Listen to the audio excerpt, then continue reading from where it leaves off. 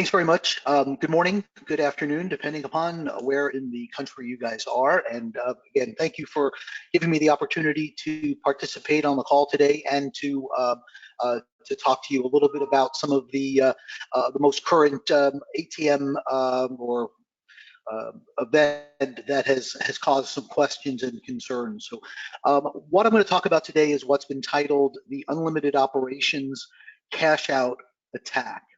And I want to preface this call with just a couple of bit of information on the context around this. This is a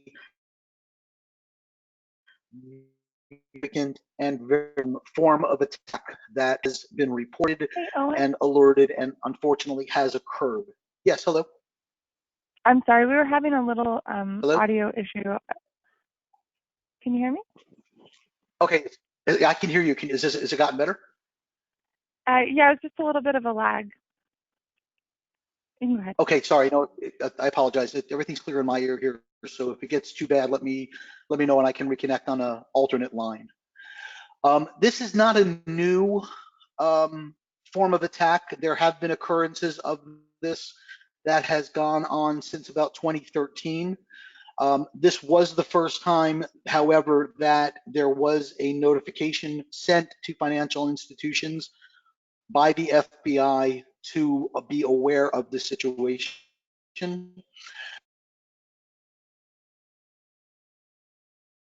And crime itself, the full execution of it has occurred. So there have been significant material losses that have been experienced by banks. Right now, the reports have been banks outside of the U.S. So I want to, continue to reinforce that this is important and this is very, very significant. And what I want to be able to do here is give you guys some additional context and information on ways to help reduce the risk from these. But let me also just spend a couple of minutes in sort of describing what has happened, because let me start by saying what this is not. This is not an attack that's happening through the ATMs or on the ATMs. This is different from what you have previously heard us talk about in terms of logical attacks or black box attacks or malware attacks. In those types of crimes, the ATMs are used to insert malicious software or create unauthorized executables to create a dispense of cash, an unauthorized dispense of cash from the ATM. And those are different, but of course, also significant. So let me spend a minute and kind of tell you what's happened here and why it's different. In this form of attack, the unlimited operations attack has begun as a result of a breach or theft of data that has occurred somewhere in the payments ecosystem, likely through a bank host or a retailer system, in some form of area where consumer account information has been stored that has been breached, and criminals have obtained access to account information, PIN information, and possibly more. So theoretically, they could have, and this has been done in other instances of this, they could go in and affect limitations on transaction account limits. They could have procured PIN information. They could have also possibly stolen other types of IDs and credentials, which could allow this type of crime to shift into other channels. But specifically what was alerted here was that as a result of stealing this data, the criminals have created large numbers of counterfeit cards that are based on the stolen account information, and that these cards are being used by the criminals to redeem cash at the ATM. So in this crime environment, the ATM is used as the redemption point for where they will use the data to then get cash. Okay, so it's again a different type of attack and different needs and different steps to protect from this than what we've been communicating before in terms of logical attacks. We can go on to the next slide.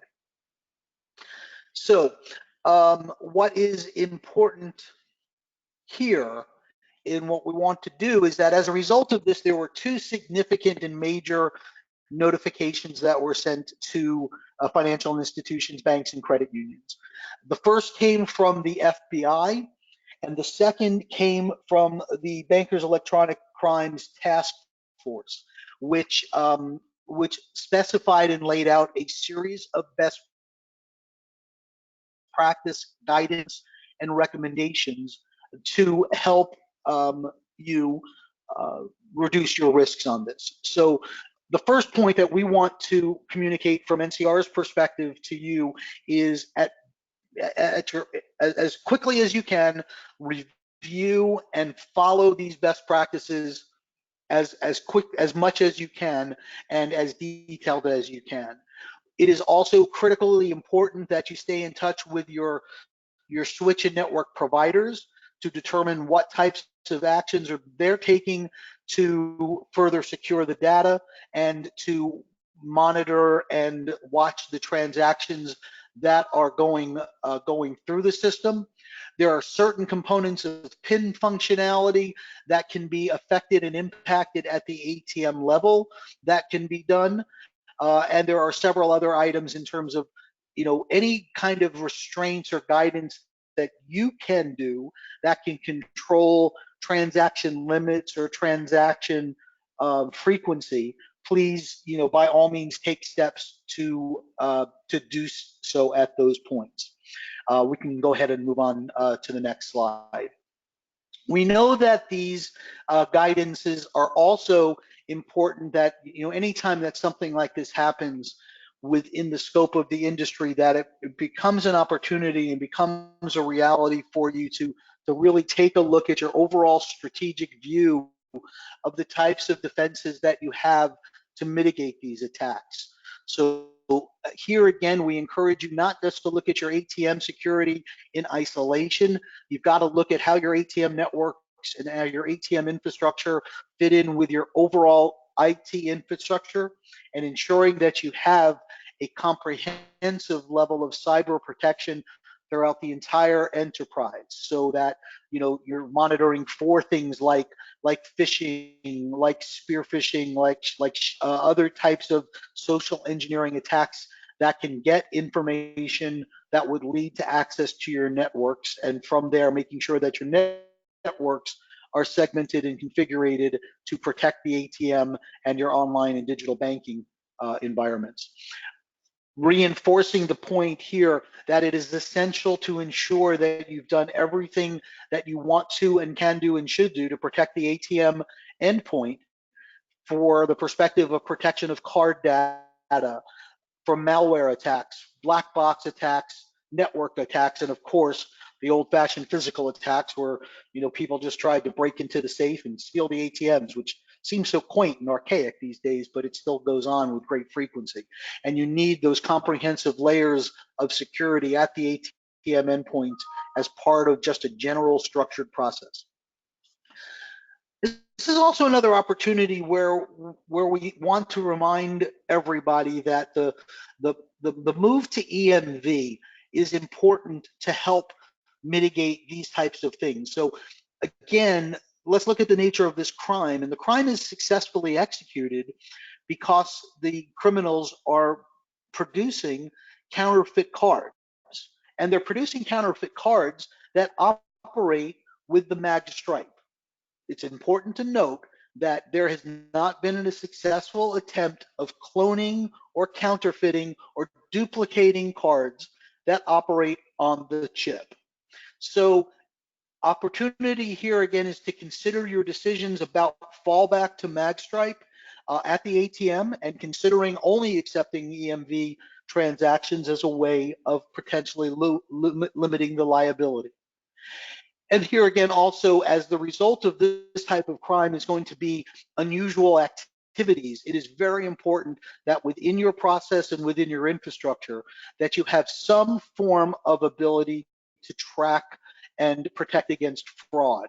through transaction monitoring to be able to note unusual activities in terms of frequency of card use, in terms of location of card use, so that you see if a card is being used at a destination in 1 hour, that it can't be used in a destination 5 hours away in the next 15 minutes. Things along those lines are also, again, important to how you view your holistic view of your security.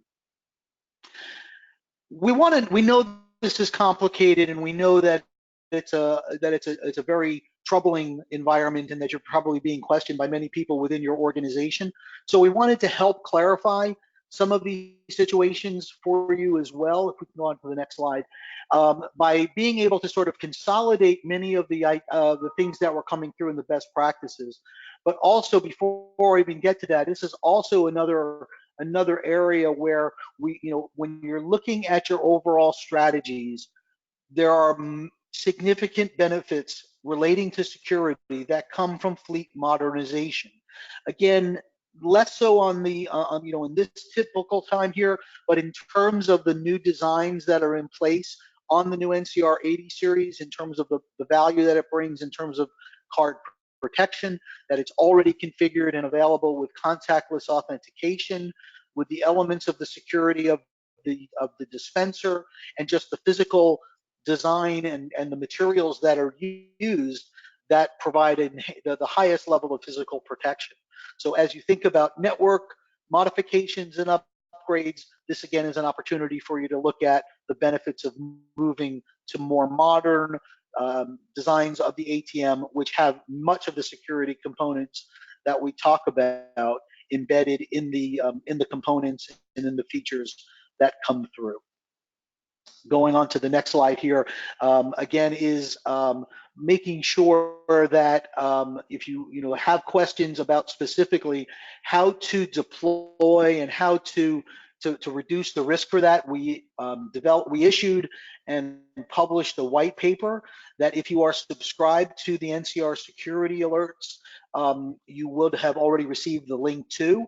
If you're on the call and did not receive the alert, I want to encourage you to enroll and subscribe for those. And if you don't capture this email address here, just send on an email and we'll make sure we get you registered for that. And also, if you did not receive the white paper, also as a follow-up, we can make sure that gets distributed to everybody on the call today. And again, this is important not just for this particular incident, but we send these security alerts out whenever we see a major change or new type of attack or a significant expansion of an attack type. And we also send these out when we would want to notify of the ongoing and frequent updates and enhancements that we make that is important for you to stay current on, because the crime environment is always changing. Just when we think we've solved for everything, the criminals find something new. And that is why staying current on your operating system, on your application software, on your XFS versions is not optional anymore. This is something that has to be part of your routine deployment practices, and why staying current with the NCR updates and upgrades, as well as any of the software and firmware upgrades and updates that you might receive from other vendors, is critical. And again, not just for your ATMs, but with everything else that involves chips and network capabilities. Maintaining current levels of software and firmware is essential in this environment. So that basically wraps up the slide and the overview that I wanted to present to you today, and I'll turn it back over to the FDSI team and be happy to address questions that you might have when we're through here. Great, Okay, thank you, Owen. Go ahead. Sorry, go ahead, Jen.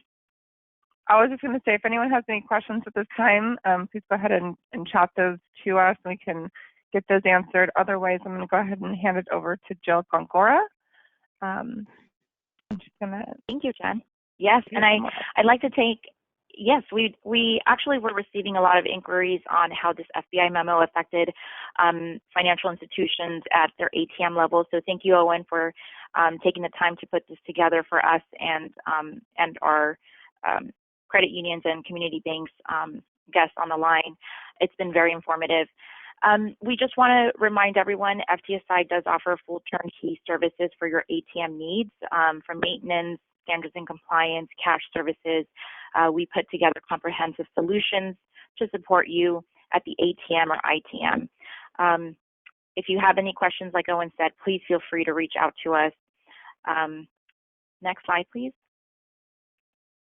And I also want to take the opportunity to invite guests on the line. We're going to be putting together, in commemoration of FTSI's 20-year anniversary, a luau-themed event. It's not just all for fun and games, though. We do put together a panel and speakers for our customers to make sure that we keep up with industry trends and that we also keep our customers informed. Owen Wild will be one of the speakers at the event, again, to make sure that we keep our customers current and updated with all informative information. Again, the link is there below for you to reach out to us, and if you would like to join, it is in Southern California. So it might be a long trek for some of you, but if you'd like to join or get more information, please reach out to us. And that concludes my portion of it. Thank you all for joining. Okay, and